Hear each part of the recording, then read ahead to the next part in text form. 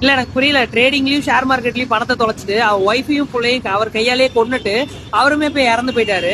இந்த மாதிரி ஒரு விஷயம் யாருக்குமே நடக்கக்கூடாது. லட்சக்கணக்கில் பேங்க்ல அக்கௌண்ட்ல பேலன்ஸ் வச்சிருந்துமே கோடிக்கணக்கில் கடனாகி இந்த மாதிரி ஒரு விஷயத்த பண்ணிருக்காரு. இந்த மாதிரி என் அக்கௌண்ட்ல இவ்வளவு காசு இருக்கு, என் ஒய்ஃபோட அக்கௌண்ட்ல இந்த காசு எடுத்து இவங்களுக்கு செட்டில் பண்ணிருங்க, இன்னும் இந்த மாதிரி இவ்வளவு பேர் இந்த காசு தர வேண்டியது இருக்கு, இதெல்லாம் வாங்கி உங்ககிட்ட பிரிச்சு கொடுத்துருங்க, பேங்க்ல இவ்வளவு நகை இருக்கு, இதெல்லாம் எடுத்து கொடுத்துருங்க அப்படின்னு சொல்லிட்டு அவர் ஒய்ஃபையும் குழந்தையும் சுத்தியலால அடிச்சு கொண்டுட்டு அதுக்கப்புறம் எங்க அம்மாவையும் கொல்ல பார்த்தேன், எனக்கு உடம்புலயும் மனசுலயும் தெம்பு இல்ல, அதனால இப்ப போய் நான் சாக போறேன், நீயும் செத்துருமான்னு சொல்லிட்டு அவர் போய் ரேர்ல வந்து இறந்து போயிட்டாரு. இதுக்கு எல்லாத்துக்கும் காரணம் என்னன்னா அவர்கிட்ட இருக்கிற அமௌண்ட்டை இன்னும் கொஞ்சம் மல்டிபிள் பண்ணலாம்னு சொல்லிட்டு எக்ஸ்ட்ராவா ரிஸ்க் எடுத்து அந்த பணத்து மேல இருக்க ஆசைனால ட்ரேட் பண்ணி எக்ஸ்ட்ரா என்னென்ன பண்ண முடியுமோ எல்லா விஷயத்தையும் பண்ணி அது லாஸ் ஆகி கோடிக்கணக்கில் கடன் ஆனதுக்கு அப்புறம் அவங்க ஆசாசியா வளர்த்த பிள்ளையும் ஒய்ஃபையும் கொண்டுட்டு நான் இல்லாட்டி உங்களால இருக்க முடியாது, நான் தான் உங்களுக்கு எல்லாமே சொல்லிட்டு என்ன பண்றதுன்னு தெரியாம அந்த கடன் எப்படி ரிட்டர்ன் பண்றது முடியாம இந்த மாதிரி ஒரு விஷயத்த பண்ணிருக்காரு. தயவு செஞ்சு இந்த மாதிரி ட்ரேடிங் பண்றவங்களா இருக்கட்டும், ஷேர் மார்க்கெட்ல அமௌண்ட் போடுறவங்களா இருக்கட்டும், ரொம்ப ரொம்ப காசை வந்து பார்த்து இது பண்ணுங்க.